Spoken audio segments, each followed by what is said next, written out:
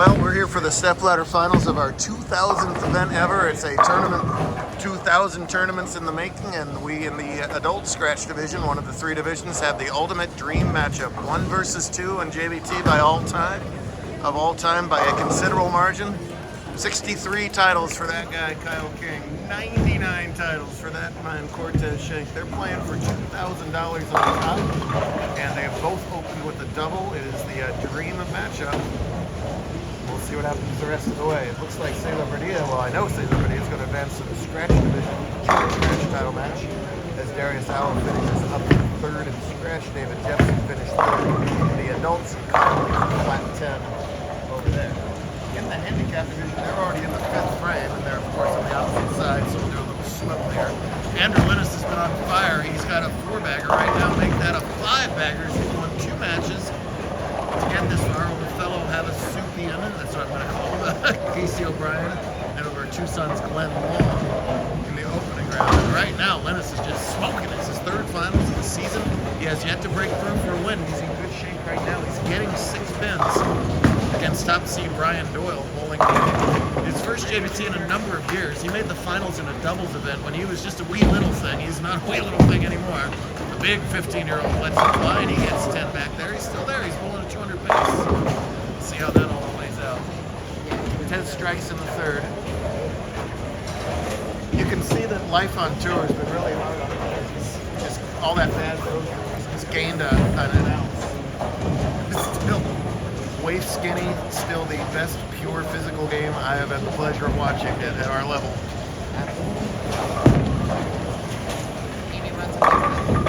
And it's not because the thumb is in the ball, by the way. Some of our best physical games are 200 games. Cesar's got a great physical game. But just all the lines, as they say, are just so beautiful and fluid. Fun to have them back. But nothing changes around here. The more I compliment a person, the more they're likely to leave a solid pocket 7-10. Amarr, whenever you're ready, you roll the ball twice on each lane. Whenever you're ready. String ends for Lynnes, and that's important because Ryan caught a double over there. Let's see how Andrew goes about making his 210. He's got a final in Kingman. He's got a final in Los Angeles. Just in case 10 places that 10 on top of everything else, he does not. So that gives Andrew 176 through 7. He leads by 18, but it's Doyle working on the double that also has to catch up 6 pins. Talk about another great physical game. Kyle's just a super hard worker. He's also middleweight for real. That's helped his back problems that he's had, and now that he's come back stronger than ever. He leaves a half 10 as well. Top seed in youth scratches, this tall guy, Amarr Bryant. Sneaky good. He's not a name that you guys know as much, but this guy can put some stank on as well. Very similar to Cesar, actually. So on a pair that has not been high scoring, they've struggled in the scratch here. We'll see if.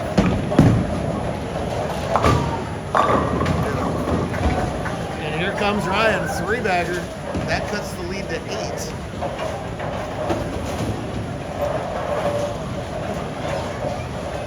Each of these divisions, 2,000 for first. What else could we do in our 2000th tournament? Every 500 tournaments, we do one of these alumni events. We'll make a big stink about it for our 1,000th. Oh, and by the way, who won the scratch division in our 1,000th tournament? That man. Doyle looking for 4. Oh, give it to him. Game on over in the handicap division. Doyle fearless, and that should be the case. He's got plenty of other non-JBT tournament success. Another solid back row pin for King. Solid 9 almost cost him the last match against David Jepson. David beat Wesley Lowe in round 1. David full JBT out of Utah, now lives in Arkansas. Came back and as impressive as could possibly be. We get the kids started over here. The kids back for more.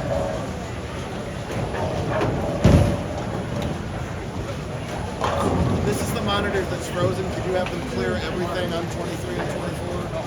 And have them reverse arrows? They shouldn't have to this time.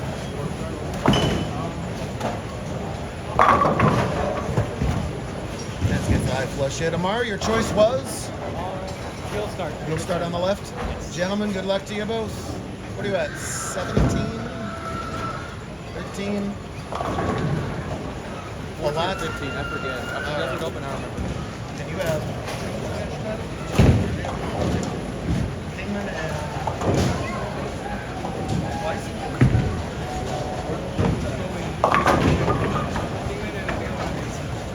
there you go.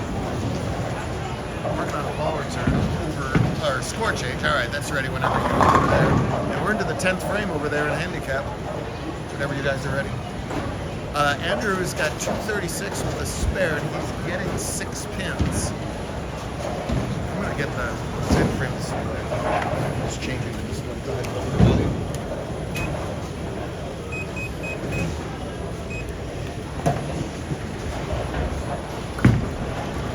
All right, that's gonna help you figure out what's going on. Wow, it's doubling the 10th for Lynnes. Is he performing or what? King trying to carry a corner pin and finally does with that wicked messenger.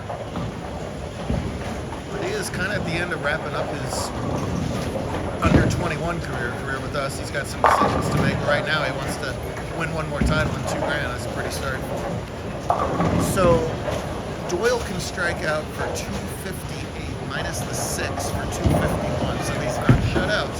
And I believe he has to double check here. Outstanding finish for Andrew there. 245 scratch, but that still might not be enough. That's the handicap final. 250. So that's plus 6 for 251. Doubling the 10s for 258. Brian Doyle wants to win. He's been leading most of this tournament. He must find a way to get 2 more strikes. It should be a 6-bagger for a landmark title. No, comes up high. It's not going to happen, and a guy who's been oh so close is going to pull off the biggest win of his bowling career. Step ladders are brutal. He down just that last shot. What an impressive pre-debut for Bryant. 223 is a real nice game, but it's not quite enough. And Lynnes is your 2000 tournament champion. Well done. Are either of you guys in any rush? Can you stick around all this is done? So now let's come over and focus here on the adults. The dream match as we got here. Get a little better view of Cortez and Kyle and Matt Herbert, of course. We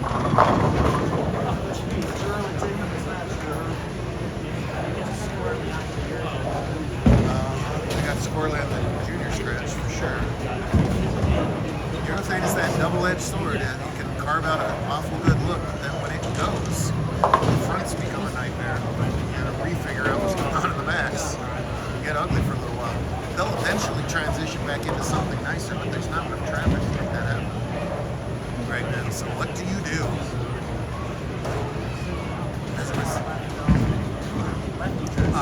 Another good point. That's 7-1 as opposed to 7-2 is a big deal as well. That's 2 pins a count there instead of 1. It makes the difference in this match 8 pins. We'll see if that comes into play later. The groom-to-be shreds that light hit.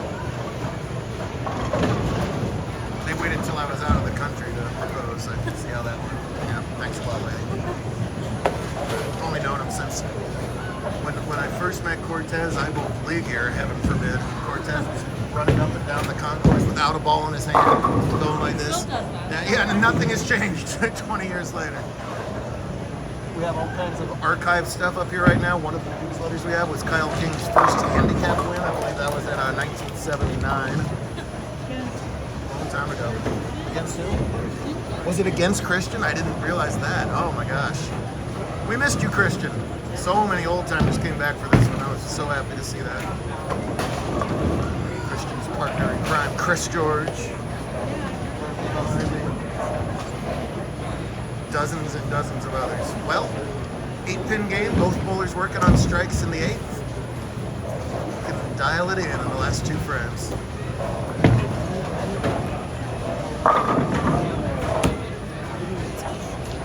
Urethane half 10.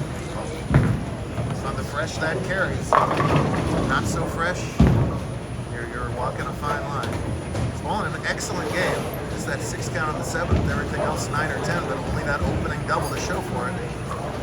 Bowling's a funny game. He can be shut out before he gets back up on the lanes in the 10th. That requires strikes from Tez. Hard and straight, great form. No trouble at all there, no mistakes. Well, the 1-2 is a storybook title match. Cortez, when he got real late in his JBT career, insisted he didn't care about the 100 titles. Then he started to get into the 80s and the 90s, and he said, yeah, I care a little. He hasn't got there yet. He's 2 good shots away from doing so. Pretty ball.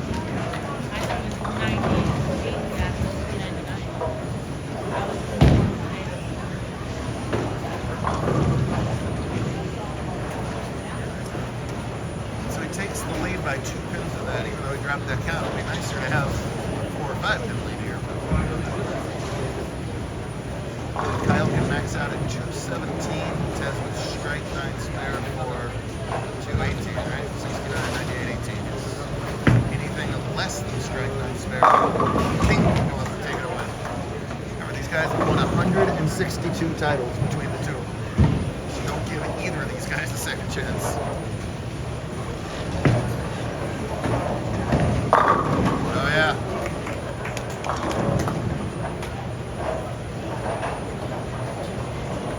Good ball away. Think about it.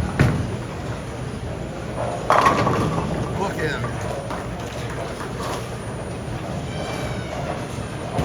Both these guys will return to their respective shops and work hard getting ready for tournament number 3,000, where they'll be the 2 defending champs, and I'll be Walker and be my cryogenically frozen head walking up and down the lanes going, JBT boys!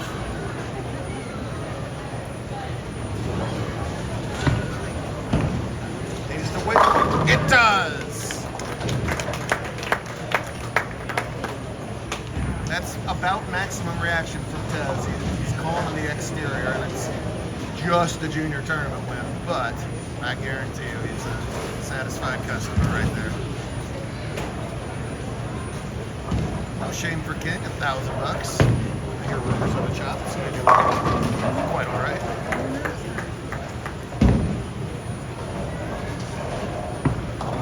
It's academic, but the number will be 229. The more important number, 1 flippin' 100. Unbelievable. There he goes. You're happier than him. I am. No. He's excited. Tez and Kyle go way back, of course. Kyle was sort of a mentor to Cesar. Boy, just 1 too many flat tips. Rough. Stupid 9s and 10s. Well, when we get to 3,000, I've heard already requests for there to be a senior no-tip. So, see if you talk me into that one. It takes about 12 years to run 1,000 tournaments at our current pace, so I'll be at spring chickens.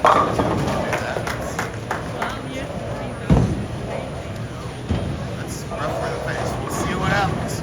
We need open bowling centers, so everybody go join leagues and go bowl. That's a high quality 210, guys. Shame there. Game respecting game. No. And no respect by the pins for Padilla over there. So we'll head right back to that match. Here. And King's last shot on camera. It's the 6th frame, and Padilla trailed by about 30.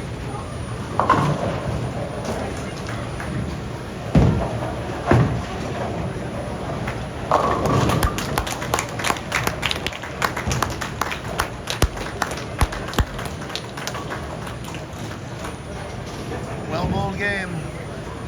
The ultimate matchup. Let's see what happens one more time. One last division.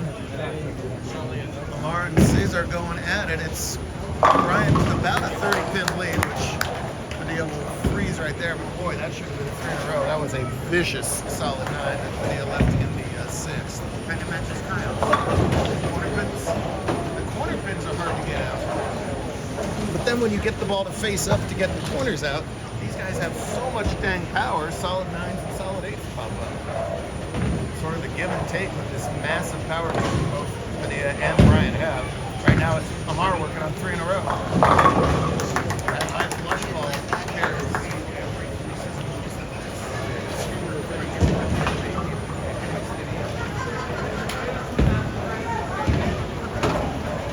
How about my Bucks dropping a 50 burger? Not bad. I told you I thought they were going to win. I thought you were going to jinx it when you said that in the first quarter, and they were behind within the next 15 minutes. So a super tall guy, right? He's got to create the leverage. He needs to do it. So watch him with pretty darn good defense. Just those lanky arms. It feels like when he lets the ball down, it's already at the arrow without even lofting it. He's such a tall beanpole guy. Russo-bean all over again. It's a no-phobia. But he's in trouble. There's no quitting this guy. But he must start striking. Continue striking.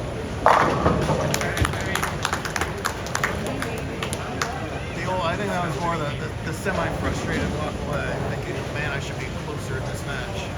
He's still thinking about that 6th frame. I don't blame him one bit. No, ma'am. Hey, big thanks. We'll have a second to JJ Newell, another JBT alum, the GM here at Kyrene, for having us all weekend long. He's really turned Kyrene back into a tournament center. Carl's tournament here next weekend. Great to have alumni in charge of bowling alleys. That really helps get on the floor these days. Must have for Padilla. He says, why not me? There you go. Sort of that defeated body language right now, but this game is far from over.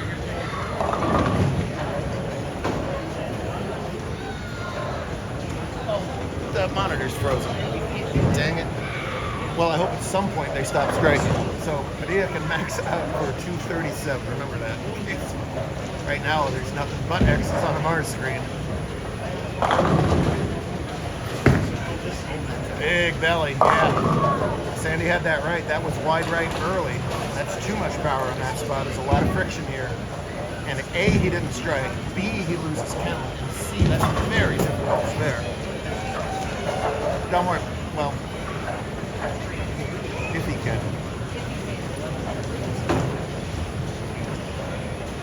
Still in the lead if he can cover this. But he cannot. That is such a tricky spare, and game on in the 10th frame. I think part of Padilla's body language was a sort of snow job Amarr there. I think it's relaxed and the match is over. But it sure is not. Padilla can get 237. Amarr can still shut out with 25 tips here in the 10th. So he had a significant lead, so he could afford that frame. Well, quote, air quotes, afford. Can he double to take it back? No, he can't. Oh my! Oh, what a break! Wide right again. It was the same sort of reaction. He did hit up on that too. That could have been the 3-4-10, which would have been. You don't have to at this point because now we can see that they had a big strike. Boy, getting the 3 and the 10 out of that was a giant break, and this spare will make Padilla double. First things first, no trouble that time. Just a few pins here, count not a big factor. But still get the 10. I always like getting the 10 even when the count's not a big deal. Just, finish strong, make your opponent just that extra little 0.5% of worry.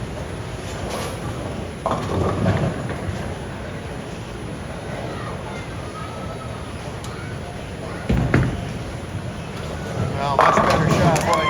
He sure wishes he had that a couple of frames ago. Very nice, 233. And we talked about Tez sort of bookending his entire spectrum of his career. This would be a bookend of sorts for Padilla, too. He's thinking about maybe doing bigger and better things soon. So he would dearly love to catch this double. And we know he's clutch. We've seen it over and over again. Can he do it 2 more times? Yeah. No worries there.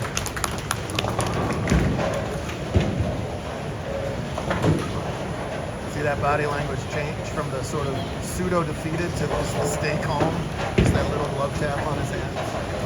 He knew that shot was necessary, and then this shot is fireworks. You still won't see him run unless he gets his head. This is for all the marbles. Most of the marbles. Many marbles. Marbles. Colors. I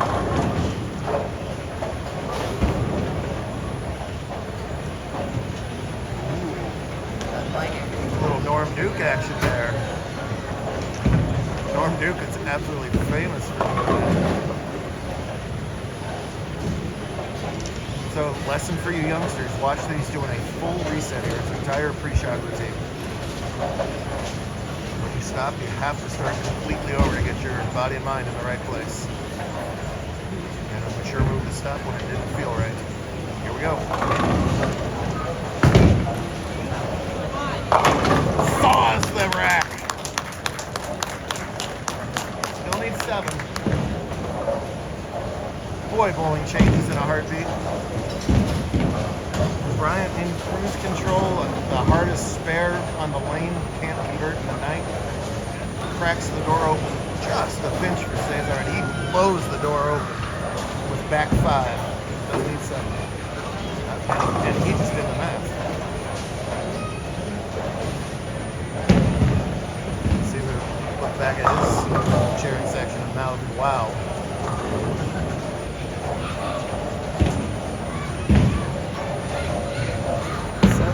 9, 10, title, right there, you betcha.